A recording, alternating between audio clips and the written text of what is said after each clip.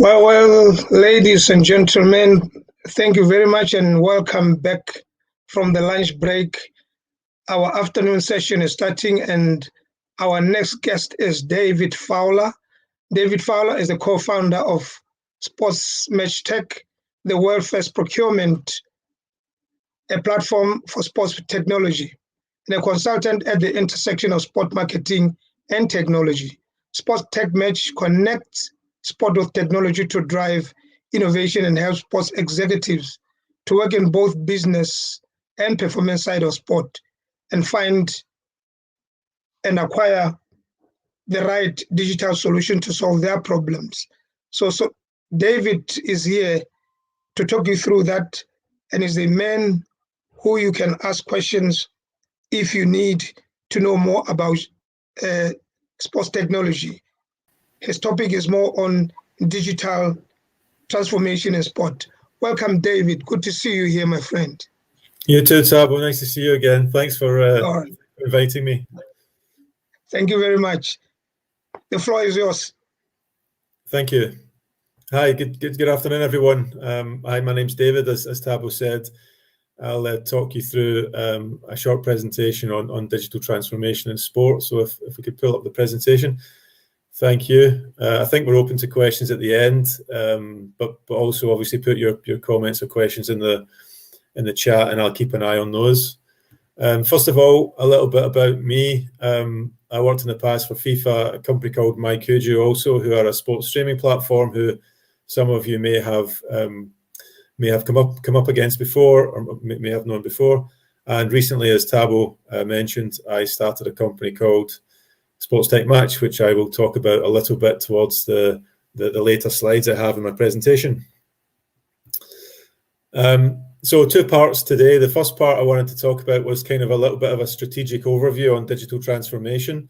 I kind of wanted to, I think, demystify these two words, because I think like me, you guys probably hear the two words digital transformation used a lot in the sports industry at the moment, and sometimes it just feels a little bit scary. It feels a little bit big, and where do I start with this topic? How does it impact on my organization? So I want to start by demystifying the topic of digital transformation, if I can.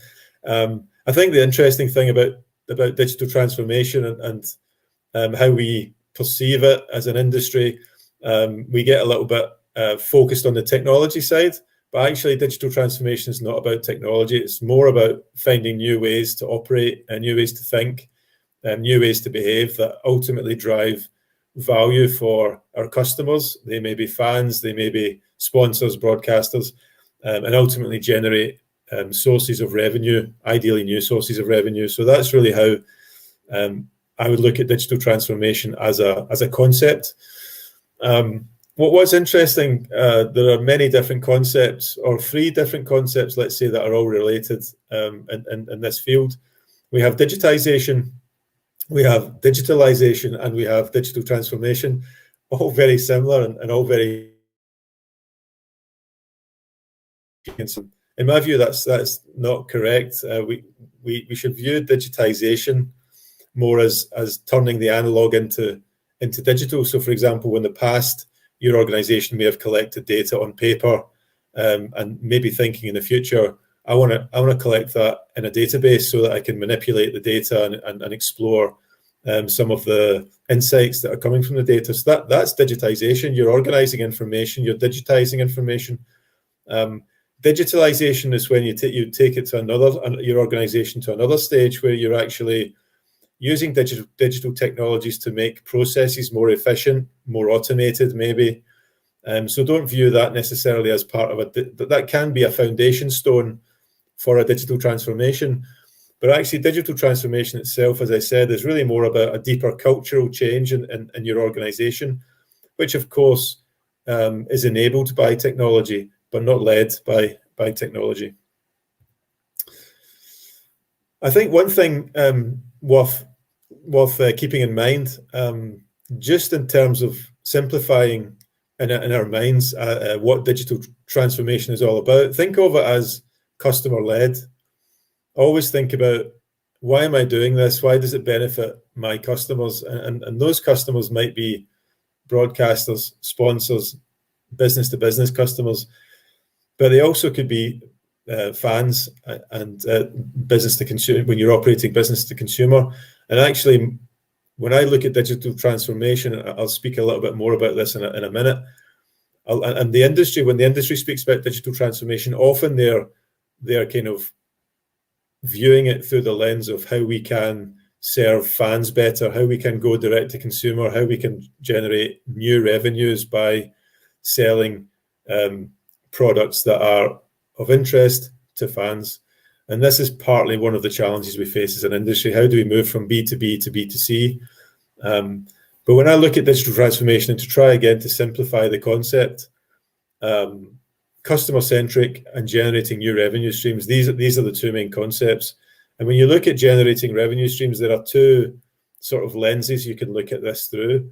There are future revenue streams, which is largely the role of a marketeer, of a marketing department in a league or a club. You've got your eye on building the brand, maybe engaging fans, maybe looking at how you can get closer to those, call them future customers. And then from a commercial perspective, you have an eye on today. What can I sell today? How can I generate revenue for the organization I'm working for, the team, the club, the league today? So these two perspectives are interesting to think about when you're considering what does digital transformation mean to my organization, or how can I use digital transformation as a concept to help my clients who are potentially leagues, clubs, and federations.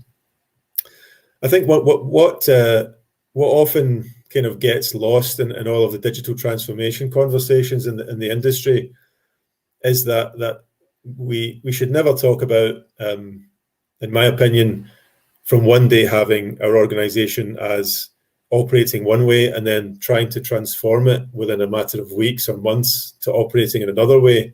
I think we've all been through changing organizations and changing cultures, and we know the power of culture in shaping organizations and in delivering results. So an accelerated process of digital transformation going from one state into a completely different state can never be healthy for any organization. So what we borrow from particularly the technology sector is this kind of idea of having an agile approach to digital transformation. So it shouldn't be about eating the whole apple. It's about taking a little bite out of the apple and then eating the apple slowly over time.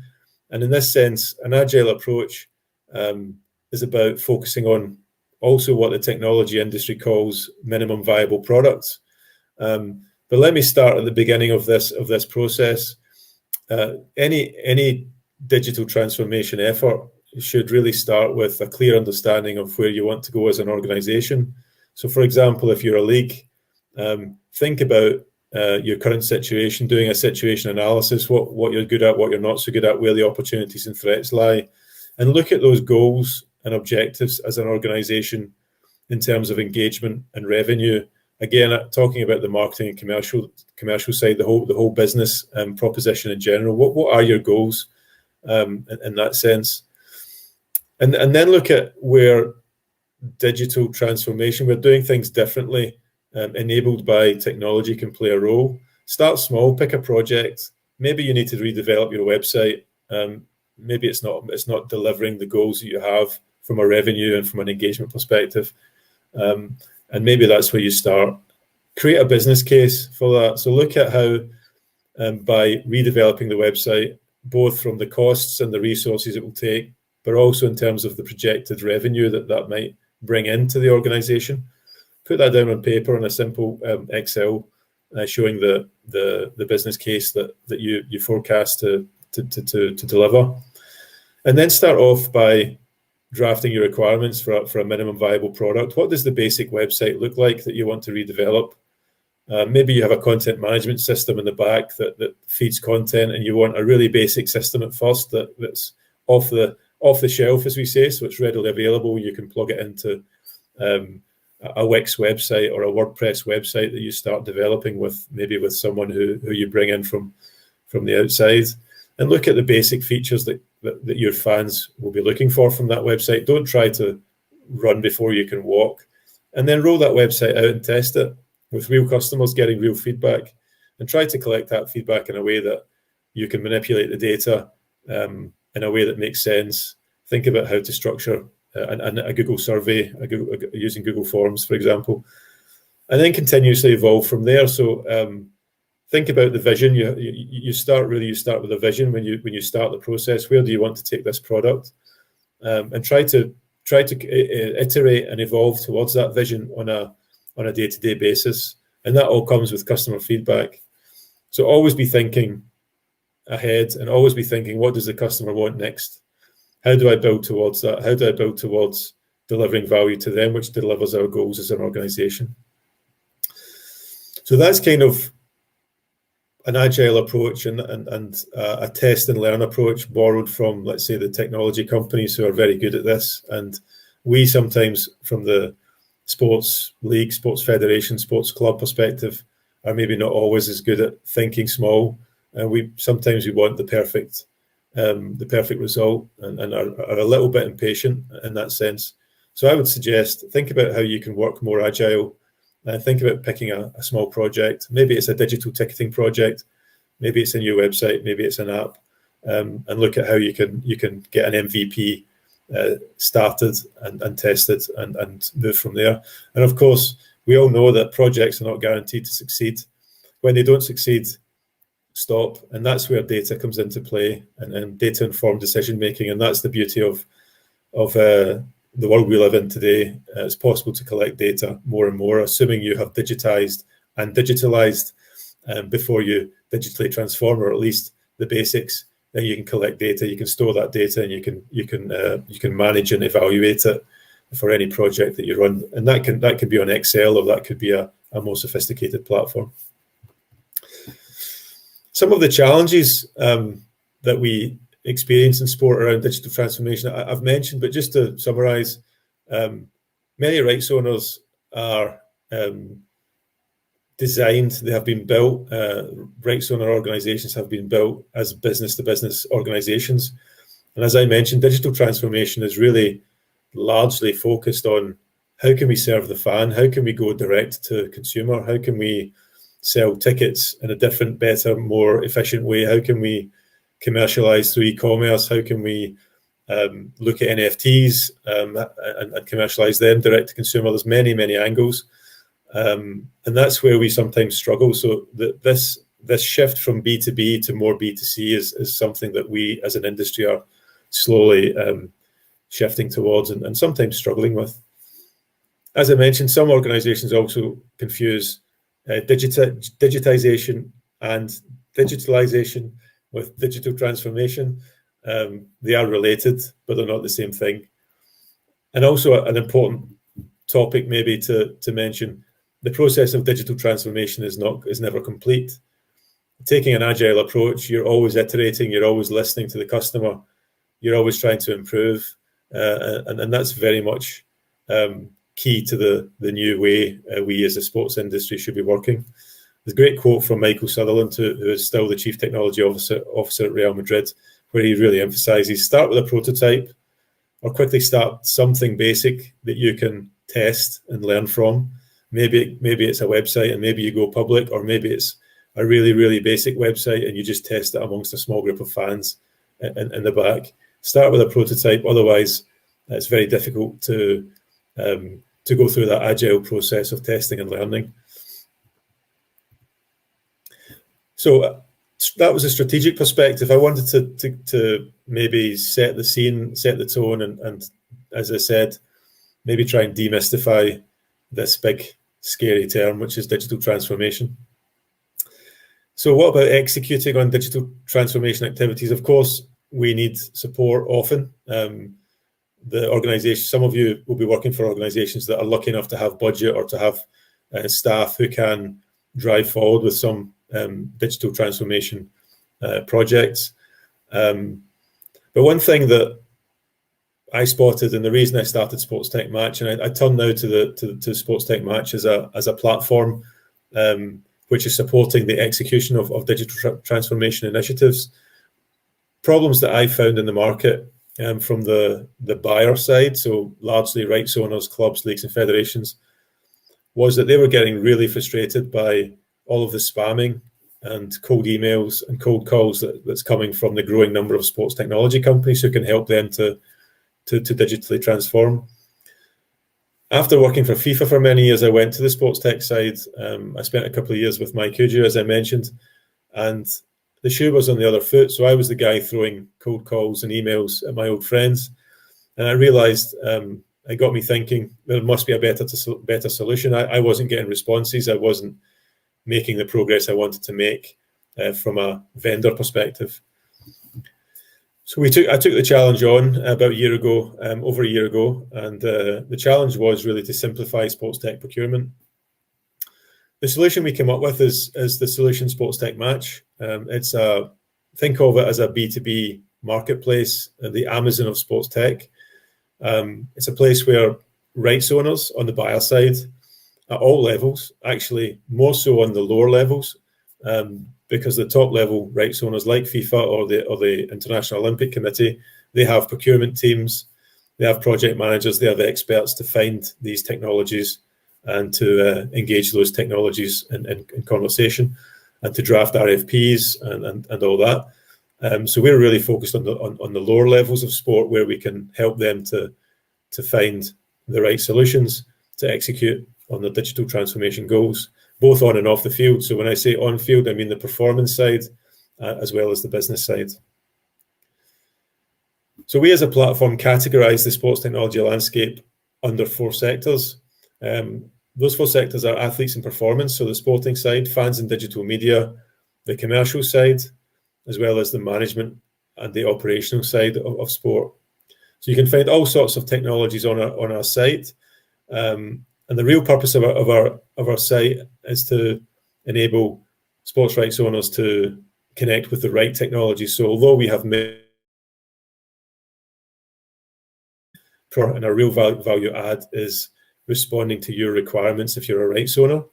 And then on the vendor side, the value add we provide is giving them a window to showcase themselves and participate in requests for information that might be submitted by buyers. I mentioned a little bit the early adopters of our platform, so we really do see the tier 2 and tier 3 rights owners as the most relevant. And then on the vendor side, the early stage tech companies. I mentioned this briefly. The next stage of our evolution, you'll see the platform exists at sportstechmatch.com. What doesn't exist yet is what we're an easy-to-use tool that will enable you, if you're a league, club or federation, to provide your requirements via a set of yes-no filter questions to describe generally the problem you're trying to solve, and then to submit that to a selected number of vendors that you think can be relevant to solve your problem. You receive the responses, and then you evaluate those responses based on the vendors who are the best fit, and then you engage them in conversation to hopefully work together. How can we work together? Well, I just mentioned one way if you're a rights owner.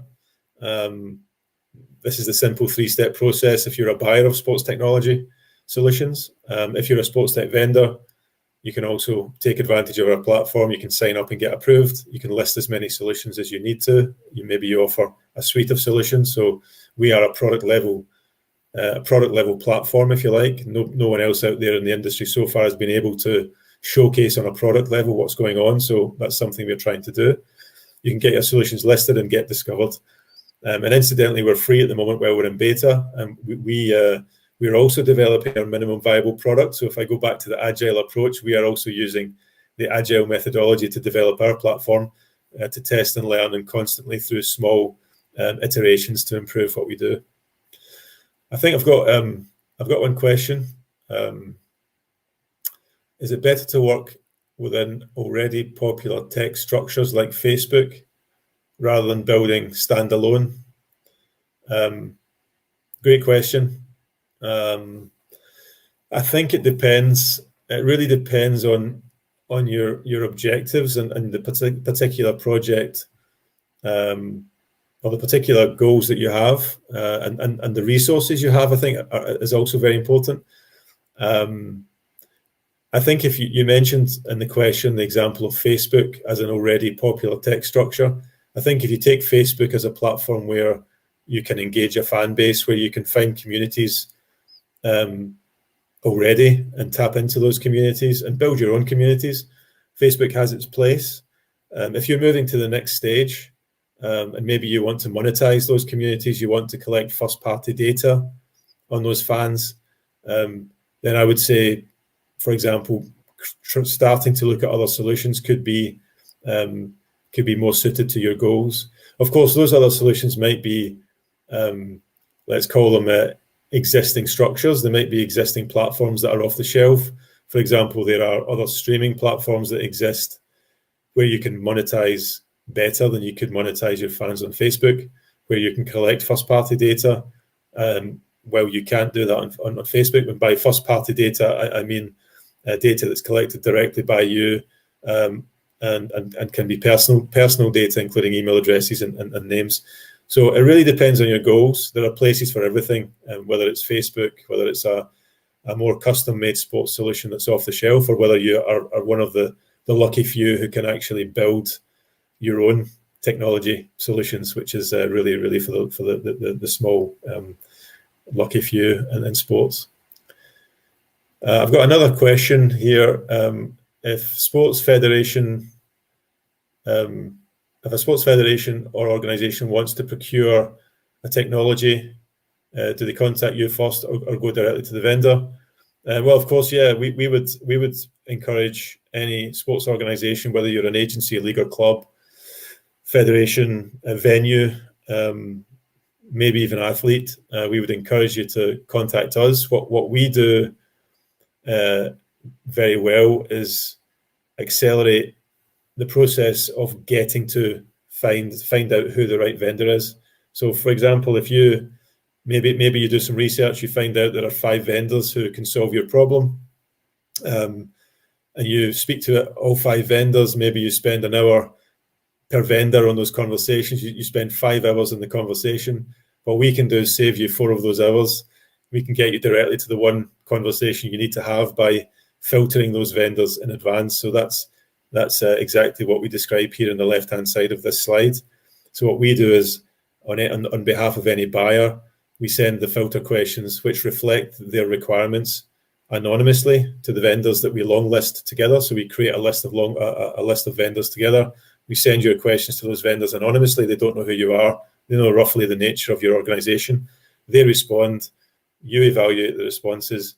You decide, oh, maybe there's 1 or 2 I'd like to speak to. So we save you those hours you would spend talking to those other vendors who are not suited to deliver a solution for your problem. Yeah, I got a comment on the first question. Do you work with existing tech structures or not? I think it also depends there on what the final goal you want to achieve. Could Facebook be B2B though? Yeah, I fully agree. I think absolutely depends on your goals. Could Facebook be B2B? I generally don't see Facebook so much as a B2B platform, but I think it could be. It really depends on the nature of your organization. Of course, LinkedIn's really kind of become, certainly in Europe, the B2B marketing platform, also in sport. So yeah, that's how we can work together. I hope I've given you a good idea of what SportsTech Match can do. Also, I hope I've been able to demystify a little bit the topic of digital transformation. Actually, it's not this big scary topic that's only relevant for FIFA or La Liga or the Premier League or the International Olympic Committee. It's actually relevant for us all, and it's also achievable for us all to take a small bite of the apple and start the process of transforming in an agile way, really picking small projects that are relevant to our organization, that align with our organization's goals. I don't know if there are any more questions. Feel free to post. Otherwise, that's me concluding my presentation. My email address is there. Feel free to get in touch if I can help. If you have any feedback for us in general, we would really welcome it. And thanks again for your time.